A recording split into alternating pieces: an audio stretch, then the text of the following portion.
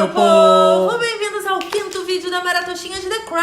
Aê! Se você não sabe o que está fazendo aqui neste canal do nada, de repente, nós estamos maratonando The Crown e fazendo um vídeo por episódio. Desde as 4 da manhã. Cá estamos nós, na verdade, vamos falar a verdade, porque tá de noite o tempo todo aqui, Pana Mendes. Mas a gente fechou, desligou a luz lá de fora. A gente desligou o sol. A gente recebeu com antecedência The Crown. O pessoal do site já assistiu, como a gente fez com Dark. Isso. Já assistiu e já publicou a crítica. E nós começamos a assistir por volta de 10 da noite, mais ou menos, de sábado. Era esse horário, né? É porque agora são acho que 4 da manhã. De domingo. Tá começando agora pra vocês. Isso. A Maratoshinha. E a gente tá no quinto episódio. Caraca, tá começando agora. Tá começando agora a Maratoshinha. Muito legal. Inclusive, já vou deixar o recado aqui de que essa Maratoshinha vai pausar aqui no quinto episódio e ela retorna às 2 horas da tarde para mais 5 vídeos. Assim a gente dá um espaço de tempo pro YouTube entregar as notificações, porque senão a gente fica postando um vídeo atrás do outro e ele abstrai a nossa existência. Então, pelo amor próprio que temos aqui ao nosso conteúdo, retornaremos a Maratoshinha às 2 da tarde. Mas a sua maratona continua. Continua. Você aí só que vai volta ter um às vídeo por 2. episódio. Bom, esse episódio, na verdade, ele foi bem curto, porque ele teve uma trama só. Assustador. Pois é, ele teve uma trama só, que foi aquele episódio da invasão do palácio de... Buckingham. Eu ia falar Birmingham, acho que eu estou misturando as séries, não é mesmo? Do palácio da rainha e o encontro do cara desempregado e tudo mais, pra pedir um help ali pra dona rainha mãe, E né? é muito maneiro saber que a mídia nunca soube o que eles conversaram. É. E a gente tá sabendo agora. É. Não, e é muito legal, assim, porque é uma história extremamente comovente. As pessoas que sempre acompanharam política e que acompanham política de alguma forma sabem o que significa Margaret Thatcher na história da Inglaterra e na história mundial. Ela era uma líder muito presente realmente em todos Pulso firme. em todos os grupos, G8, G10, G12, MI6, MI não sei o que. Ela era, tipo, a mais presente de todas. E ela sempre falou muito com a voz dela mesma sobre tudo isso. Que é o que a gente teve aí uma pequena degustação nesse episódio, né? Do cara falando pra Elizabeth. Cuidado aí, que ela pode estar querendo, sei lá, roubar seu Ela já trabalho. tirou o meu emprego, pode tirar o teu também. E isso faz muito sentido pelo tipo de política que a Thatcher fazia, né? Então, E realmente, foi um episódio né? bem político. Uma política presidencial combina mais com a Thatcher do que... Sim. Não, e ela vem de uma família de políticos, né? Então, quando você tem uma família que é política e tudo mais, existe uma noção muito correta de evolução hierárquica. Tipo, você vai lá para os cargos de base, tipo vereador e deputado, depois você quer alcançar ali uma prefeitura, um senado, uma prefeitura, um governador, um negócio desse, até que de repente você vira pro seu partido e fala, que tal presidente? Então rola isso, Ela né? trabalhou a vida inteira e conquistou Pra um cargo alcançar. máximo do... Exato. Caraca, né? Não, ela já obteve sucesso, mas tirar a Elizabeth faz muito sentido com a estratégia dela desde o início, né? Ela mesma falou, do tipo, a gente precisa tirar quem tá no poder. E essa ideia surgiu olhando a família real. Então, assim, faz sentido. Caraca. Mas foi um episódio gostoso, assim, de ver, tirando a parte assustadora. E sabe o que eu fiquei estupefato? Estupefato, o quê? Que no episódio, o quarto episódio, é muito sobre Elizabeth com os filhos. E aí dá um vislumbrezinho ali da gravidez do William. Sim. No quinto que a gente fica, nossa, preciso muito dessa gravidez, desse nascimento. Nada. Nem respiro de Diana. Então, mas eu acho que é muito aquilo. A gente vai até o Charles e vai até os acontecimentos dele com a Diana quando ela está envolvida Quando diretamente. a coroa se envolve, né? Porque assim, a Diana estava vivendo tudo que ela estava vivendo dentro do palácio quando ela estava lá, nas semanas que o Charles estava viajando, e tipo, a rainha não podia atender. Então não existe um envolvimento de história entre uma e outra. É muito a Diana solitária ali rolando. E não foi muito só nessa década a Lady Di que aconteceu, né? Não, Assim, por mais que a gente torça muito e goste de ver muito, é interessante ver esses momentos políticos, porque começa com a mídia, o jornal. Essa semana invadiram o quarto da rainha. Caiu um mosquitinho no meu rosto. Essa semana invadiram o quarto da rainha falando, o que tá acontecendo? O que eu acho mais doido, na verdade, é a construção da narrativa de que a Elizabeth está blindada ali dentro do castelo e que realmente não se envolve com nada político. Lembrando lá da primeira temporada, quando ela tinha uma relação mais próxima com o Churchill, por exemplo, Nossa. que teve aquela questão da neblina que cercou Londres e tudo, ela estava muito envolvida com a parte humana da história. E a partir do momento que eles decidiram, como ela mesma falou há 25 anos atrás, meio que baixar os muros e deixar as pessoas entrarem na história deles, ainda a relação assim, com o povo melhorou muito. Então, né? melhorou, só que ainda se tornava uma coisa meio zoológico, assim. Sim. Eles eram escolhidos para estar aqui, eles não eram reais de fato, né? Pessoas de verdade. E isso vai causando um desconforto, porque a década de 80 e a década de 90, elas trouxeram muita pobreza para o mundo inteiro, porque foram décadas de transformação, de revolução, né? Política, social, econômica, tecnológica. O mundo estava mudando, tipo, o mundo tinha vindo ali de um auge industrial depois da Segunda Guerra Mundial, que ficou ali nas décadas de 50, 60 e 70, e aí depois começou a ter uma queda política muito grande. E a gente está pegando essa grande queda, porque depois eles se reinventaram. Exato. E, cara, a Diana vai morrer em 96.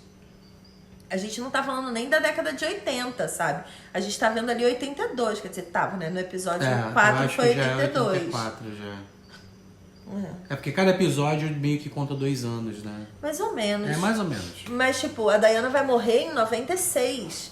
Olha quanto tempo ainda tem de história pra contar de Diana e Charles. Será que a Diana morre nessa temporada? Eu não sei, eu não queria, sabia? Eu também não. Agora eu já não queria, assim, queria que esperasse. Eu queria que ela, tipo, virasse a chave dela no final. Mas é porque se vai ter uma temporada por década, né? A gente começou na década de 20. Eu ainda tenho dúvida se é década ou é de 20 em 20 anos. Não, foi 30, 40, 50, 60. Não. Foi 40, 50? Acho que foi 40, 50. 40, 50, 60, 70, agora 80, 90. Então são 20 anos. Não sei. Ai, cara, mas assim, de boa. De boa. Assisto mais os 10 anos de The Crown aí. Quero até os William tempos no atuais. poder. Não, quero até os tempos atuais, pelo menos. Ou o William no poder, ou Dona Camila como rainha do... Ai, por quê? Não, esquece Camila, gente. Eu recebi um inbox aqui de outra seguidora. Eu estou aqui muito interagindo com as pessoas. Falando que uma seguidora que mora em Londres, não sei se é Londres, mora na Inglaterra, junto com o marido dela. E aí ela disse que ela estava entrando no Borough Market, na porta do Borough Market. Ai, que legal. E aí ela viu uma aglomeração assim do lado, aí descobriu que era uma igreja, né? Tava na porta da igreja a aglomeração. E dentro da igreja tava o Charles com a Camila. Aí ela deu a meia volta e foi embora porque ela não é obrigada a conviver com esses dois. Nossa! Eu falei, é isso é posicionamento. É isso daí, eu concordo com esse posicionamento.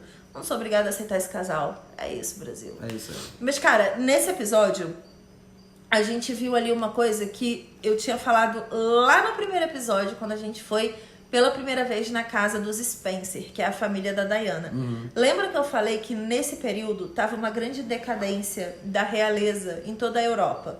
E aí tava muito difícil para eles sustentarem essas revoluções sociais, econômicas, políticas, pipipipopopó, e sustentar essa maluquice que é a realeza, essa riqueza descontrolada. Então, da mesma forma que existe ali uma mensalidade, né, uma poupança sendo feita para todos os membros da família real, como ela falou, de 20 mil libras para o filho dela mais novo, que é um estudante, de outro lado, o castelo está caindo aos pedaços, porque ela precisa de autorização de dinheiro público e tudo mais para poder investir nesse tipo de lugar. E todos os nobres meio que passaram por esse período de queda. E eles vão se renovar. E é isso que é incrível nessa família real especificamente, porque eles passaram por quedas absurdas. E eu não sei, e eu acho que esse é o grande medo dos britânicos, que se a Rainha Elizabeth morrer, se algum outro membro da família real tem a capacidade de segurar o que ela segurou até agora. É verdade, a gente pode ver a monarquia caindo. Acabou. A gente pode ver isso. Bizarro! Não, eu preciso fazer uma menção honrosa também ao episódio, final do episódio, porque apareceu ali as fotos do cara real e o que aconteceu com ele. Isso é muito legal. The Crown não faz isso. É muito raro The Crown fazer um negócio desse.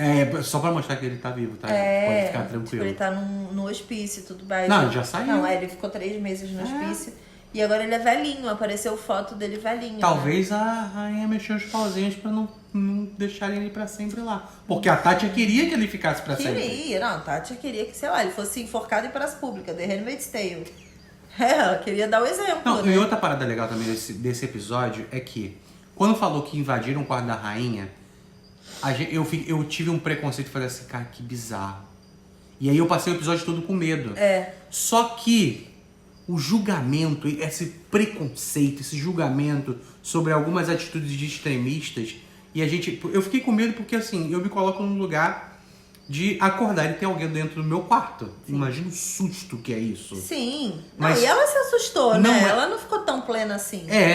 Isso foi incrível, né? Sim. Porque humanizou ainda mais ela. Claro. Mas, cara, ela é uma pessoa muito diferencial. Muito. Mas ela é a típica monarca que nasceu pra ouvir o povo. Exato. Ela é essa monarca, sabe? Caraca, que sensacional, cara. Só que ela mantém a distância da monarquia. É isso que eu falo. Eu entendo que muita gente não compreende essa nuance de você ser o líder de um povo e precisar estar distante do povo. Mas existe realmente essa limitação ali pra você não ficar também, eu acho que descaracterizado como um faz-tudo, porque não é essa a função do líder. Isso é uma coisa até que eu tava falando pro Pando, porque eu tenho uma visão política do que deveria acontecer de formação de partido político, sabe? De partido não, de comissão política, né? De você, por exemplo, sei lá, você tá se candidatando a presidente. E aí a gente vê muita coligação política acontecendo à base do dinheiro, obviamente, das parcerias, dos apoios e tudo mais. Quando deveria ser muito focado na proposta, né? Do, tipo, você e aquele círculo vicioso, né? Pessoas, você assim. Apoia um outro partido e depois o cara se elege, o cara vai ter que te pagar alguns favores. Sim. Então, cara... Tinha que ser a partir das propostas. E eu acho que quando você tem uma monarquia... Não estou pedindo para retornar à monarquia, não entenda errado.